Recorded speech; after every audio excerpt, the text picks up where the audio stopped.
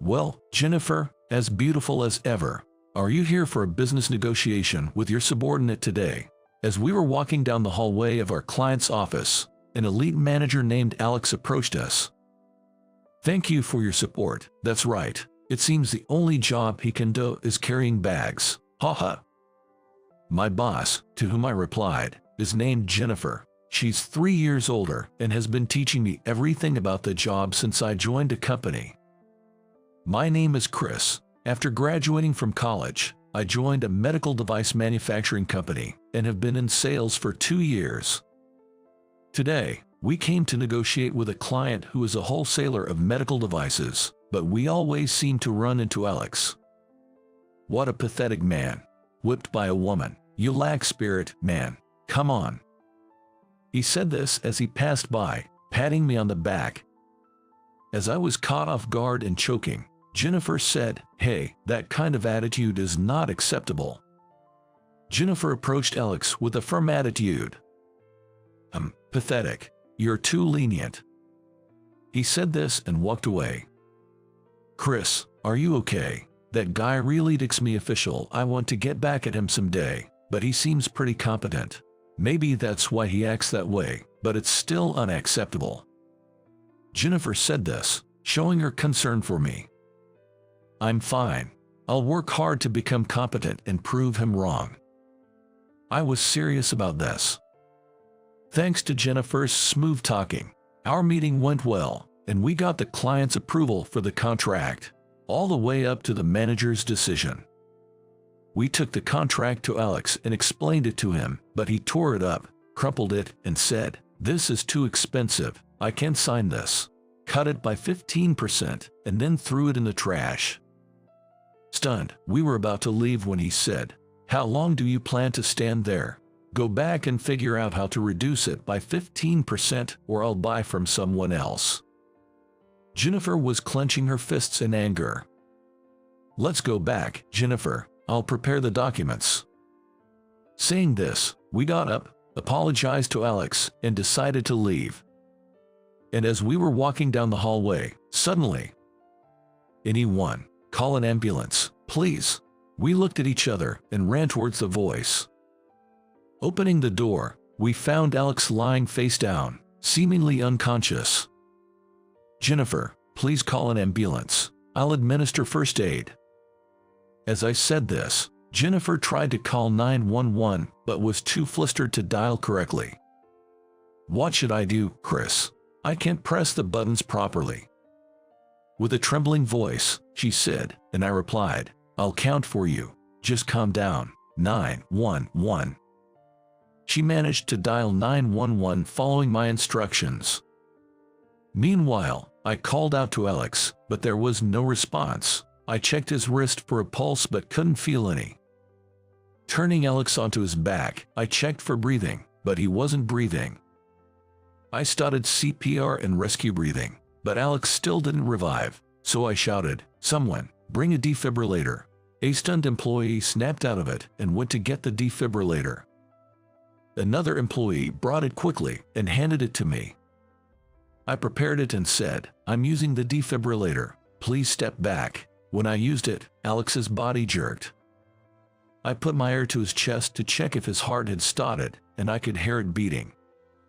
Jennifer, now a bit calmer, was informing the fire department of the client's company name and address. "What should we do about Alex's condition?" they're asking. Hearing this, I took the phone and explained Alex's situation. Jennifer seemed surprised by my quick response to the patient. After confirming that Alex's pulse had stabilized, I said, "For now, he seems to be okay. If you know whether Alex has any chronic conditions or regularly takes any medication, please let us know." When I asked his subordinate, they said Alex was on medication for high blood pressure. Seeing how I handled the situation with ease, Jennifer approached me and asked, "Who are you? You seem experienced with life-saving and using a defibrillator." Before she could finish, the paramedics arrived, so I decided to explain the situation to them and left. Jennifer seemed upset that I didn't answer her question and was distant in the car on the way back. not responding to any of my attempts to start a conversation. Having no choice, I decided to share my story with Jennifer. Jennifer, can I tell you about myself? Actually, I graduated from medical school before joining our company. My family has a long line of doctors, and my father runs his own practice in our hometown. He's an orthopedic surgeon, and my mother is a dermatologist. My brother and sister are also doctors, working in a university hospital. Really? Does such a family actually exist? I wish it didn't. I topped my class in medical school but failed the medical licensing exam. I took the surgical exam but failed. My father was furious, calling me a disgrace and saying I had brought shame to the family. My mother tried to defend me, but it got too uncomfortable at home, so I left. I gave up on becoming a doctor. I never really wanted to be one anyway. That's quite a story, but if you wanted to avoid medicine entirely, why choose to work at our company, a medical device manufacturer? I was cornered by her question and struggled to respond, but she followed up, saying, if you still want to be a doctor, why not give it another shot? You don't have to practice medicine just because you have a license. You could get your license and still work here. She said this to reassure me. Jennifer, you're kind. Thank you, but it's not so easy to pass the medical exam while working. I've accepted this as my fate. I tried to sound calm, but what Jennifer said stuck with me, and I started to consider retaking the medical exam. Back at the company, everyone already knew about Alex's collapse and that I had resuscitated him. I heard that the president of the client company had called to thank me occasionally. I was informed that Alex needed a detailed examination but was currently stable. I lied to my colleagues, saying I knew how to use a defibrillator because my family were doctors, and asked Jennifer to keep my medical school background a secret. I got careless, and someone from HR ended up revealing my educational background, so it eventually got out. Some colleagues curiously asked me why I joined this company, but I couldn't bring myself to tell them what I had told Jennifer, so I just laughed it off. For a while, I became a topic of conversation at work, but after a month, nobody mentioned it anymore. Just when I thought I could finally concentrate on my work, I received a call from the client company. Surprisingly, it was Alex. Hello, is this Chris? Thank you for saving my life the other day. Thanks to your quick decision, I can come back to work safely. I'd like to visit you soon to express my gratitude in person. When would be a good time? Startled, I said, oh, you don't need to do that. Let me check with my supervisor. I need to speak with you, not your supervisor. Is there a problem with me visiting? No, not at all. Please hold for a moment. I put the phone on hold and told my manager, Mike, that Alex wanted to visit to thank me. Really? That's great. Let's take him on a factory tour and show our products. Chris, make sure to guide him when he visits. He said this, putting more pressure on me. Resigned, I picked up the phone again and said, thank you for waiting. We look forward to welcoming you to our office. Please let us know a date and time that works for you. Thank you. I wouldn't want to intrude suddenly, so how about in a week? I'm looking forward to meeting you. He said and ended the call. I sighed deeply and went to Mike for instructions on the visit. I'm leaving it up to you. You're Alex's lifesaver, so even if there are minor mistakes, he'll probably overlook them. Just memorize our product catalog. That should be easy for a med school grad. He ended with a sarcastic remark, so I decided not to say anything more to him. From then on, I spent my days preparing explanatory materials and learning about our products and catalogs at the showroom. As I familiarized myself with our products, I noticed differences from the medical instruments I used in med school. Understanding both the good and bad aspects, I suggested improvements to the product development team, and they said, thank you for the great suggestions. Could you also look at our other products? Your opinion is valuable since we don't get much feedback from doctors. If you have any cost-saving ideas, let us know. I never expected Alex's visit to lead to all this, but I found it interesting and continued to propose improvements to the development team. After finishing the materials for the product presentation and preparing the tour route, ensuring everything was in order for the day, it finally arrived. On the day, President Johnson and the executives were waiting at the company entrance for Alex's visit. As I met each executive, they said, "Chris, we're counting on you today. Make sure to promote our products well." Feeling the pressure, I saw the car carrying Alex pull up to the entrance. The driver opened the rear door, and Alex, using a cane, stepped out. "Thank you all for welcoming me. Is Chris here? He saved my life, allowing me to return to work safely. I have some after effects, but thank you very much." He said this. As President Johnson and the executives introduced themselves one by one, I thought standing for a long time might be hard for Alex, so I said, "Alex, it's been a while. Please, let me take you to the reception room." "Chris, you're thoughtful. Thank you." Alex smiled and gently patted my back, encouraging me to head with him to the reception room. Leading the way, Alex and I walked ahead while President Johnson and the executives followed. Then, Alex whispered with a laugh, "Don't your company's big shots know how to host guests?" Hearing that, I couldn't help but burst out laughing and simply replied, "I apologize." Since Alex was using a cane, I thought it would be best to cancel the factory tour and conveyed this to President Johnson, who agreed. In the reception room, a cheerful Alex, almost unrecognizable from before, apologized in front of President Johnson for tearing up the contract on the day he collapsed. I was feeling extremely unwell and irritable that day, and I acted inappropriately. I apologize for my behavior. However, as much as I respect a company that employs my lifesaver, I cannot approve the contract at that price due to my position. I cannot mix personal matters with business. Please, let's work towards a mutually agreeable contract," he said. I explained to Alex that I had conveyed the improvement ideas I thought of while preparing the product presentation to the development team, and that cost reductions were expected. "Then, let's have a presentation when the product is ready," Alex said before leaving. As his car disappeared from view, President Johnson, the executives, and I all let out sighs of relief. After explaining my discussion with the development team to President Johnson, I was granted the afternoon off as a reward. Back at my apartment, I couldn't stop thinking about Alex using a cane. I felt responsible, wondering if my first aid had caused his condition. Unable to ask Alex directly, I spent the day restless.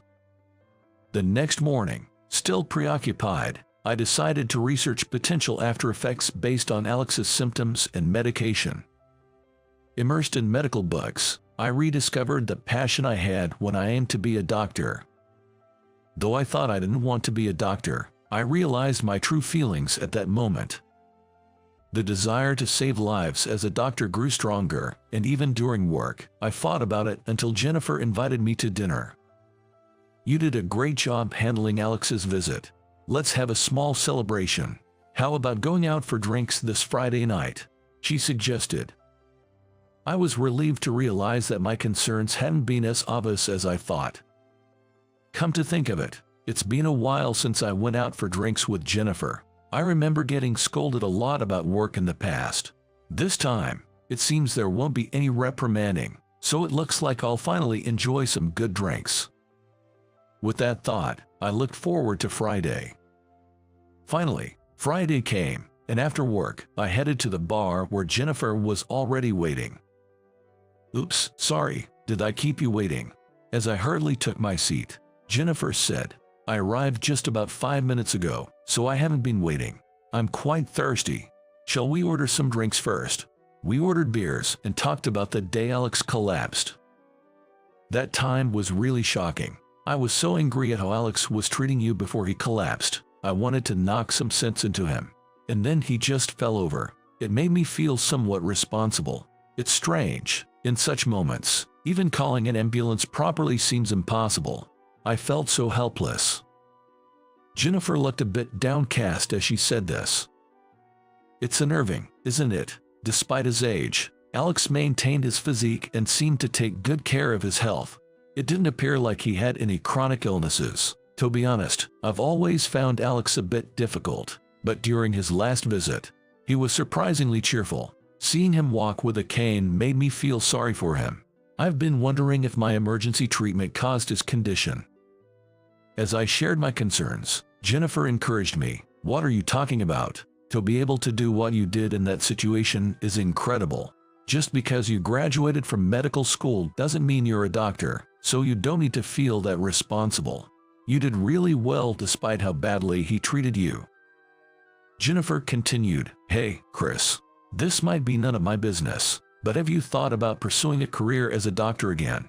Becoming a doctor is a calling. Not everyone can save lives like you did. Forget about what your parents think. It's irrelevant. As Jennifer looked at me earnestly, I decided to be honest about my feelings. Actually, I've been researching why Alex started using a cane. I'm worried that my first aid was inadequate. While researching, I realized that I do want to become a doctor. I'm just wondering if my curiosity about Alex's cane is the only reason. After listening to my story, Jennifer grinned and said, I knew it, with a knowing smile. Recently, you've been deep in thought a lot and sighing heavily. I was wondering what was going on. And it turns out you were worrying about all this, huh? She said this with a chuckle. Was it that obvious? I tried to act normal around you. Was this invitation a day specifically for this reason? Jennifer laughed. Spot on. I knew something was bothering you. You're quite transparent, you know. I even saw you researching medical conditions on your computer during lunch. Is there a reason you're hesitating? I explained, when I was a student, I had time to prepare for the medical exams, but now, working full-time, I have less time to study. I haven't saved enough to take a year off for study, and I don't want to quit a job I like. Jennifer responded, It's fine if you won't regret it in a few years, but you can't live in doubt forever. If you fail again, then you can give up for good. So why not try and cut through the uncertainty? Now might be an easier time to pass. I knew Jennifer was right, but studying while working seemed daunting. When I explained this to Jennifer, she offered, If you're serious about becoming a doctor, why don't you come live with me? I'm at work on weekdays. I can cook dinner, and I have enough savings to support you for about a year. I can lend you money, too. Living alone, you'd have to cook, which is a waste of precious time. If you work hard, even if you don't succeed, you'll be able to move on without regrets. I was stunned by her unexpected offer and didn't know what to say. But her sincere concern for me was heartwarming. Thank you, Jennifer. I appreciate your serious consideration of my situation. I'll think about it over the weekend. Of course, I'm leaning towards taking the exam.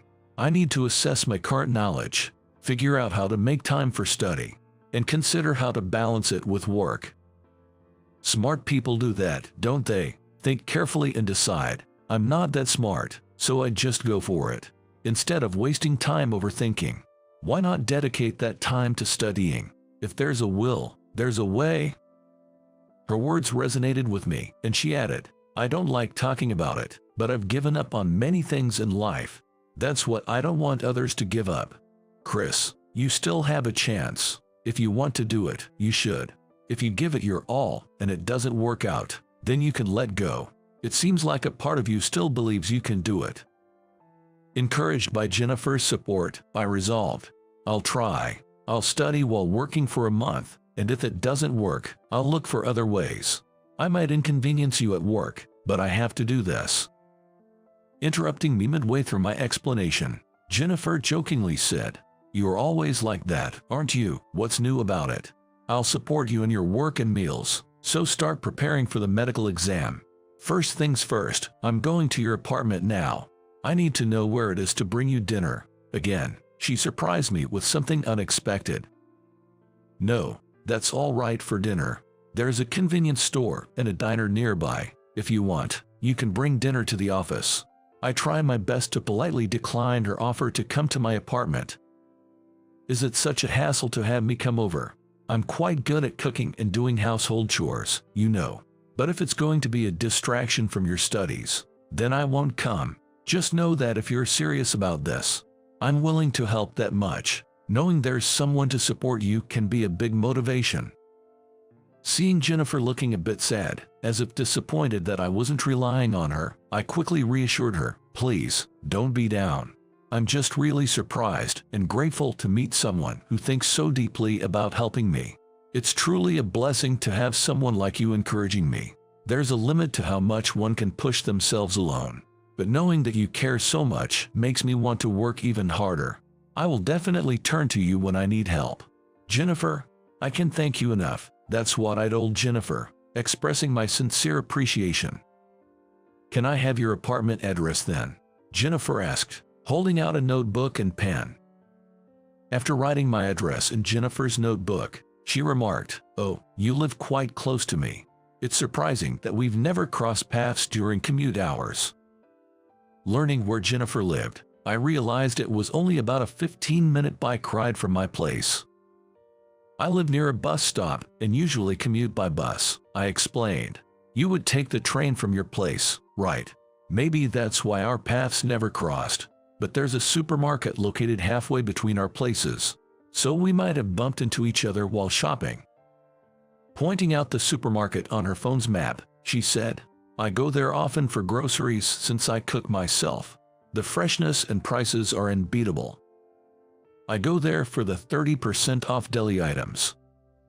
After chatting about local spots, we decided to head home. Since we were going in the same direction, we shared a taxi, and Jennifer got off first at her place. In the taxi, Jennifer reminded me to start studying from the next day.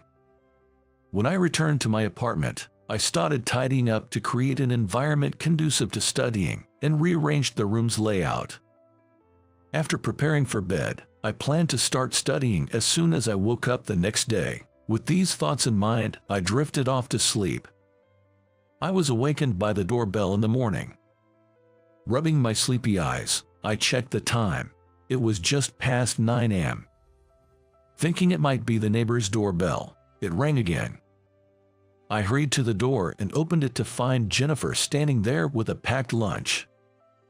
Inviting her in, she teased, "Were you still sleeping?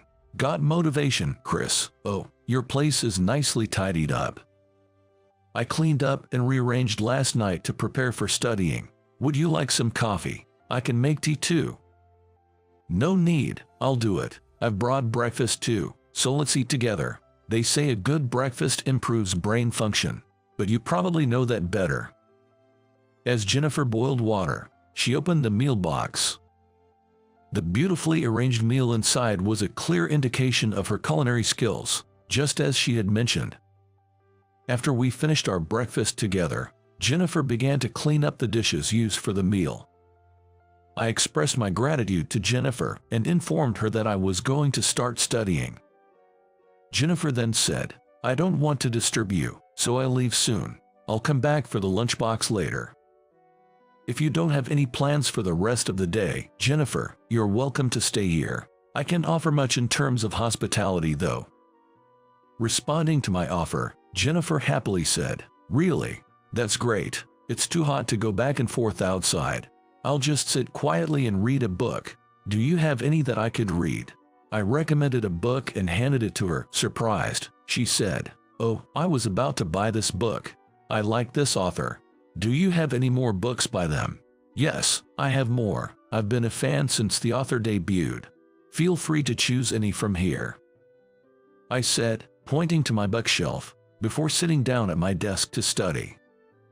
Jennifer sat on the sofa reading, but soon she seemed to have fallen asleep. I guess she must have woken up early to prepare the lunch, and I continued studying, grateful for her support.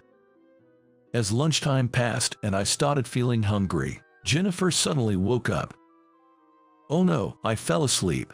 It's past lunchtime. I'll get everything ready. Just wait a moment," she said, starting to prepare lunch. "I really appreciate you making lunch so early. I was able to concentrate on my studies because of your help. Thank you." "Don't mention it. Take a break. It will be ready soon," she replied, finishing up the lunch preparation, and we ate together. "Are you okay with staying here for the afternoon as well?" In response to her question, I said, "I'm completely fine with it. How about we go to my favorite diner for dinner? This was the first time I had ever invited Jennifer out for a meal. Yes, I was actually curious about it. Let's go, but I'll leave the timing to you. Keep up the good work until then. I managed to focus on my studies throughout the afternoon, and at 3 p.m., Jennifer prepared coffee and sweets, allowing for a well-timed break that helped maintain my concentration and efficiency. I remembered how, during my student days, I used to push myself hard and study desperately, but often found that the information didn't stick, leaving me feeling anxious. Feeling more optimistic with my current approach, I thought I could manage it this time. However, knowing I had just started, I resolved not to let my guard down. For dinner, we went to my favorite diner. While eating, I expressed my gratitude to Jennifer. Thank you for everything today. Thanks to you, I was able to study efficiently. It feels like I'm making more progress than during my student years. Oh, I'm glad. I just ended up sleeping when I came over. Sorry about that. I won't come tomorrow to avoid disturbing you, so you can focus on your studies. Feeling grateful for her support, I said, your visit today was actually quite pleasant, and we discovered we have similar tastes in books. I didn't feel uncomfortable even in silence. If you're okay with it, please feel free to visit anytime. Cooking meals might be a hassle for you, so you can cook at my place if you like. I'll even cover the food expenses. Are you asking me out? Startled by her comment, I quickly responded, no, that's not what I meant. Well, maybe, but now's not the time to think about that. I felt flustered by her playful remark. Jennifer laughed it off.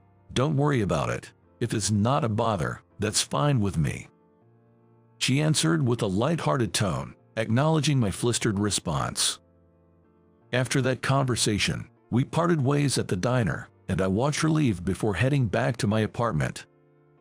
I studied until I fell asleep, and before I knew it, the night had turned to morning. Although Jennifer didn't come over on Sunday, during the weekdays, she supported me by bringing packed lunches. I couldn't study during the day due to work, but Jennifer took over all my overtime, allowing me to focus on studying when I got home. This routine continued for 2 months, and I began to adapt to this new rhythm, feeling my studies progress. Trying some past exam papers, I scored close to the passing mark.